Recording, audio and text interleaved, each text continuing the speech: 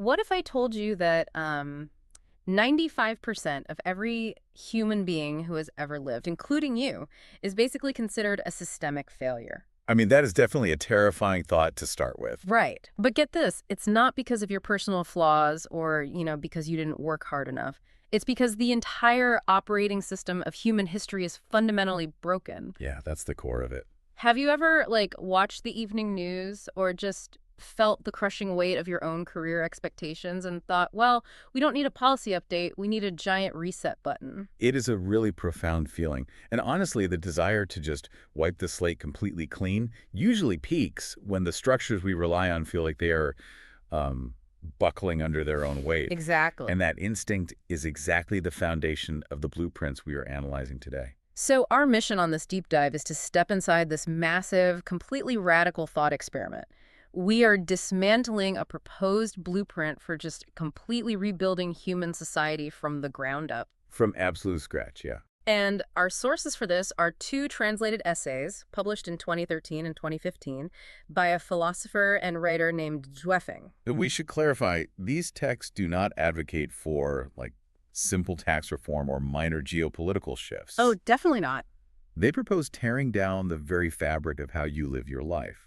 From the timeline of your career to the fundamental existence of your family, all the way up to a really bizarre reimagining of global governance. Yeah, and it's just as a quick heads up before we really get into it, the blueprints we are exploring today are intensely utopian, deeply controversial, and frankly, politically explosive. Very much so. So we want to be super clear. We aren't here to endorse the system or play politics. Neither of us are taking sides. Our goal today is strictly to impartially unpack the machinery of these texts. Right. We just want to see how this proposed world operates. And discover what this extreme perspective might reveal about the society we currently live in. Exactly. So where do we begin? Well, the best place to start is with that startling 95% statistic you mentioned. The author's entire framework is built on a very dark premise, that human history is primarily a tale of suffering. Just nonstop misery. Pretty much. He claims that 95% of humanity, past and present, has lived a life dominated by distress, anxiety, pain, and fear. 95%. I mean, that means almost every single person who has ever taken a breath on this planet has lived a life categorized as a failure of well-being. Yeah. And what's fascinating here is the author's strict mechanical logic regarding that number. How so? Well, think of it like this. If you have an engine that misfires 95% of the time, you don't keep trying to change the oil, you throw the engine away. That makes sense. The text uses this massive suffering rate as absolute proof that all previous human value systems, our economies, our cultures, our daily grind, are just irreparably broken and must be replaced. Okay, let's unpack this, because to understand the radical solutions he proposes later, we really need to understand the mechanism of all that suffering. Like, what is actually causing this 95% misery rate? Right. The author basically blames it entirely on the traditional pursuit of success. And there is this one metaphor in the text that perfectly captures this. The bridge metaphor. Yes. He calls the traditional path a single log bridge. Imagine thousands of troops and horses all trying to cross a roaring river on one single slippery log. It is such a visceral image, particularly when you analyze the physics of that metaphor, Yeah. because the horror of a single log bridge isn't just that it is narrow. No. It's that in order to move forward, you physically have to push the person in front of you into the water. Success inherently requires someone else's failure. It's a brutal zero-sum game. Which is terrifying. Today, I mean, we might call that modern hustle culture, right? Sacrificing your sanity to climb the corporate ladder. But the author is critiquing an ancient, deeply ingrained version of this. Yeah, the 2013 text points specifically to traditional societal pressures, which were heavily influenced by historical Confucian ideals. For centuries, success was rigidly defined by, amassing wealth, achieving a high bureaucratic position, and bringing honor to your ancestors. Like checking very specific boxes. Exactly. There's a famous ancient proverb he references that promises, quote, "In books, one can find houses of gold, and in books, one can find faces as fair as jade." Wow. So the cultural promise was basically that if you study exhaustively, you will eventually be rewarded with massive wealth and beautiful partners. But wait, let me play devil's advocate for a second here. Isn't that payoff the whole point of the system? Yeah. I mean, you put in 20 years of grinding, sleepless nights, brutal competition on the front end so you can enjoy those houses of gold on the back end. That's the narrative we're taught, yeah. Right. You suffer early to live like a king later. Well, the author fundamentally rejects that math. He views that exact bargain as the ultimate tragedy of life. Really? To illustrate why, he points to a historical example of a virtuous magistrate in the Qing dynasty.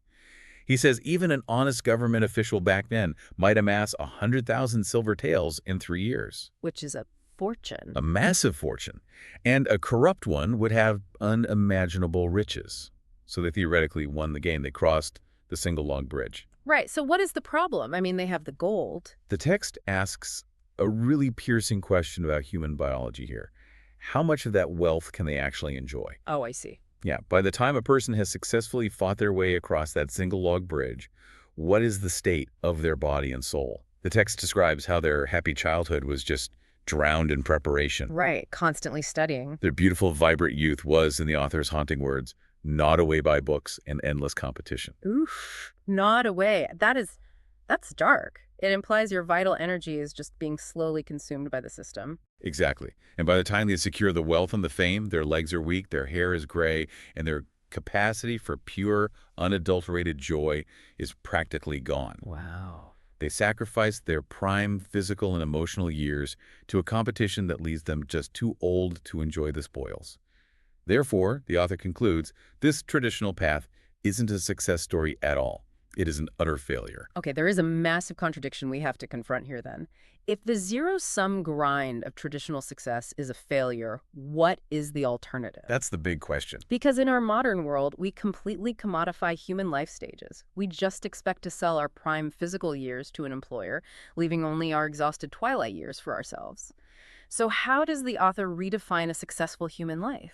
This is where the text really pivots from a diagnosis of our misery to a prescription for our salvation.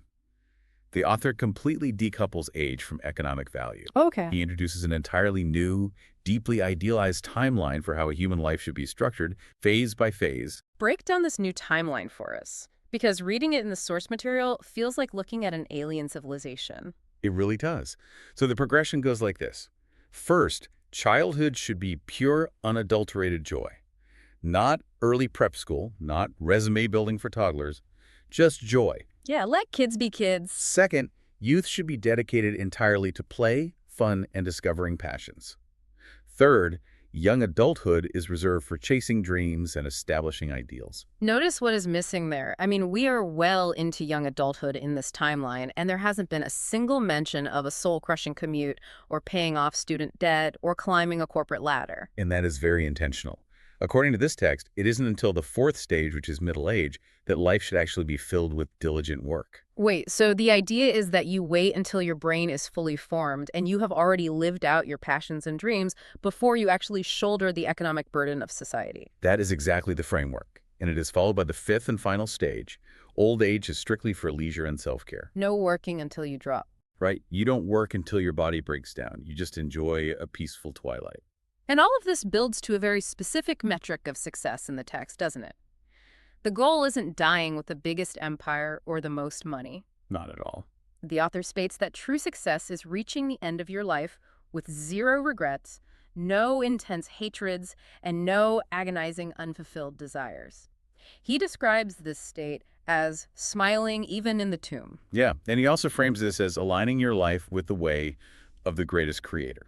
Okay, let's unpack that term, greatest creator, because that sounds highly theological, but the text uses it in a very specific, almost functional way. It does sound like a traditional religious deity, but in the context of this philosophy, it functions more like a description of the universe's natural, frictionless order. Frictionless order, I like that. Yeah, aligning with the greatest creator basically means living in a way that doesn't force you onto that single log bridge.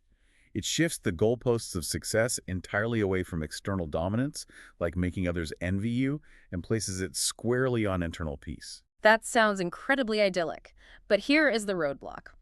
You and I both know you cannot achieve that Zen, regret-free timeline if you are constantly fighting for survival in a dog-eat-dog economy. Well, for sure.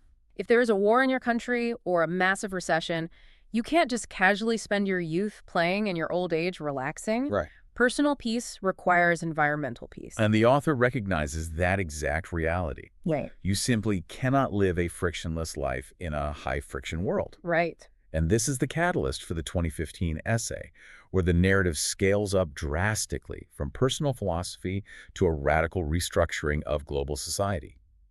The current structures, he argues, will always force you back onto the single-log bridge, so the structures must be destroyed. Here's where it gets really interesting. He starts by aiming a wrecking ball at the most fundamental building block of human society, the family. Yeah, he doesn't hold back. The text explicitly argues that the traditional model of marriage and family life must be entirely dismantled because it is a, quote, breeding ground for selfishness and troubles. It's a huge shift. I mean, I have to pause and challenge the text here. Erasing the family unit, people are biologically wired on a cellular level to protect their kids. Suggesting we just delete that instinct seems completely detached from reality. What is the logic behind attacking the family? It is arguably the most abrasive concept in the text. But the logic connects back to sociology, specifically a concept akin to the tragedy of the commons. Okay, how so? Well, the author believes that the private family unit inherently forces you to prioritize your small genetic group over the collective good. So you hoard resources for your kids, you fight for your spouse? Yes. If there are limited spots in a great school, your biological imperative is to ensure your child gets it, even if it means another child loses out. Right, that makes sense. That instinct to protect your own is the very engine of the single-log bridge. It creates factions, division, and systemic inequality. To eliminate the 95% suffering rate, the author insists you must completely eliminate the boundaries that cause us to view each other as competitors. But if you abolish private family units, what actually holds society together? The author replaces private bonds with a mandate for absolute, total transparency. The text states that all affairs, from the global stage down to the smallest social groups, must be entirely transparent. There can be absolutely no secretive activities. Wait, total transparency.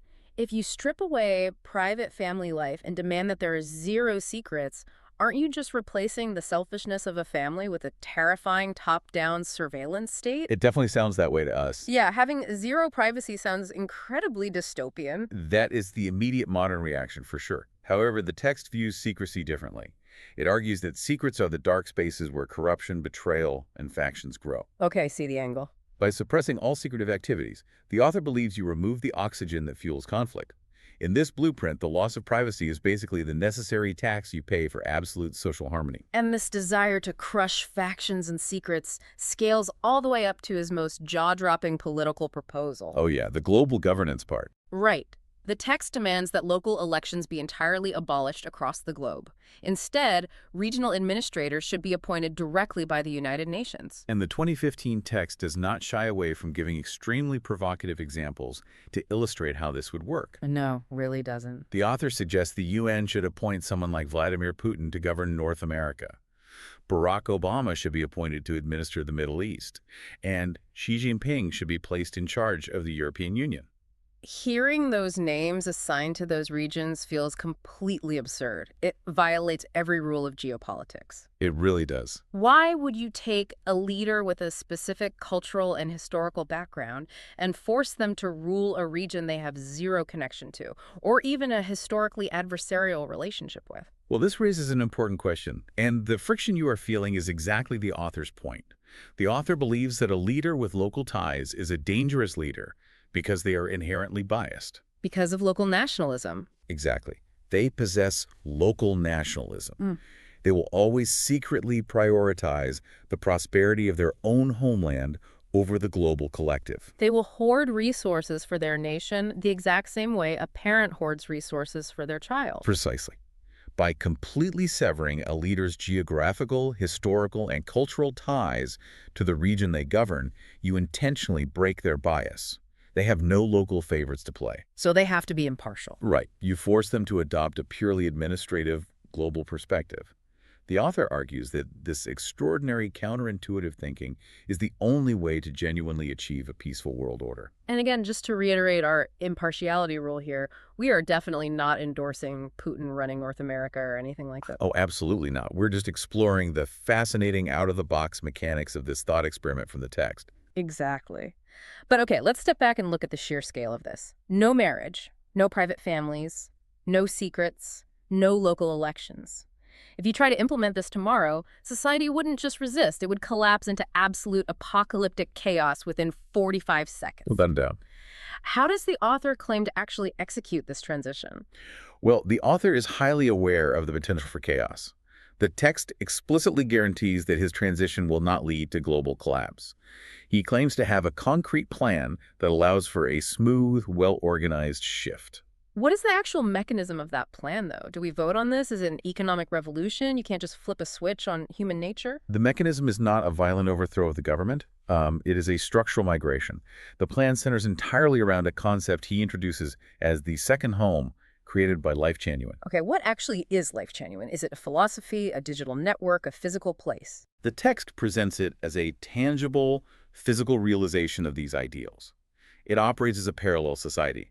You can think of it as an incubator or a lifestyle blueprint where these radical concepts are already being practiced. So it is a literal place where people are actively trying to live out that new timeline, like playing in their youth, working in middle age, and abandoning the nuclear family for collective living. That is the implication of the blueprint. By voluntarily stepping away from traditional society and pooling resources, the inhabitants theoretically step off the single log bridge. Oh, because they aren't competing anymore. Right. If you don't have private property to protect or a private spouse to hoard wealth for, you no longer need the 100,000 silver taels. Your baseline survival is simply guaranteed by the transparent collective. So the mechanism for global change is essentially leading by example. You create a micro-society that outcompetes the macro-society in terms of human happiness. That is the core engine of the transition. The idea is that the 95% of humanity who are exhausted, burned out, and miserable will see the success of this second home. And they'll just want to join. Exactly. They will voluntarily migrate toward it. As the second home scales up and absorbs more people, the old traditional systems of high-pressure capitalism and fractured nation-states simply atrophy from a lack of participation. It is a fascinating strategy. You don't fight the old system, you just make it obsolete. But let's bring this all back down to earth. Yeah, let's ground it. When you look at the totality of this blueprint, the UN dictatorships, the abolition of marriage, the total transparency, it is very easy to just dismiss it as an impossible utopian fantasy. So what does this all mean for you, our listener, navigating your life right now? I think the real value of exploring a text this extreme is the mirror it forces you to look into. Even if you completely reject every single political and social solution Xi Feng proposes, you cannot easily dismiss his diagnosis. The diagnosis of our exhaustion. Right. The text demands that you look critically at your own single log bridge. It challenges you to ask a highly uncomfortable question. Is your current definition of success actually generating joy? Or are you just grinding your youth away for the sake of appearances, external validation, and a house of gold you'll be too exhausted to enjoy? That's a great point. You don't have to pack your bags and move to a transparent commune to realize that burning yourself out for a broken system is a tragedy. Exactly. Let's briefly recap the terrain we just covered today. We started with the jarring claim that 95% of humanity is miserable, a reality the author blames on the brutal, zero-sum competition of traditional success. And from there, we examined his proposed cure, which is redefining the human timeline to prioritize joy, play, and internal peace over lifelong labor, essentially decoupling our age from our economic utility. And finally, we explored the radical global restructuring he insists is required to protect that peaceful timeline, eliminating the selfishness of the nuclear family, instituting total transparency, and using cross-regional UN leaders to crush local bias, all culminating in the parallel society of the second home. Which really leaves us with a profound philosophical paradox to consider. Oh, what's that? Well, the blueprint argues that absolute transparency eliminates corruption. It argues that removing the family removes selfishness. And it argues that severing local roots eliminates war. But here is the question you have to ask yourself. If we trade our local roots, our messy family ties, and our personal privacy for a smooth, conflict-free utopia, do we lose the very friction that makes us human? Oh, wow. That is the ultimate trade-off, isn't it? It is. I mean, our struggles, our fierce, biased love for our own children, our desire for private space, these things cause immense pain, yes. But they are also the exact engines that create art, passion, and profound individuality. Yeah. If a society is perfectly transparent and perfectly engineered to have no friction, is there any room left for the individual? Mm. Or do we simply trade the agonizing struggle of the single-log bridge to become numb, interchangeable cogs in a perfectly peaceful machine? Freedom with friction, or peace without privacy, that is definitely something to chew on. Well, thank you for joining us on this deep dive into some truly uncharted waters. We hope dismantling this radical blueprint gives you a new lens to evaluate the systems you participate in every day. Keep questioning the structures around you and ask yourself what you would really be willing to lose if you ever got the chance to press that giant reset button.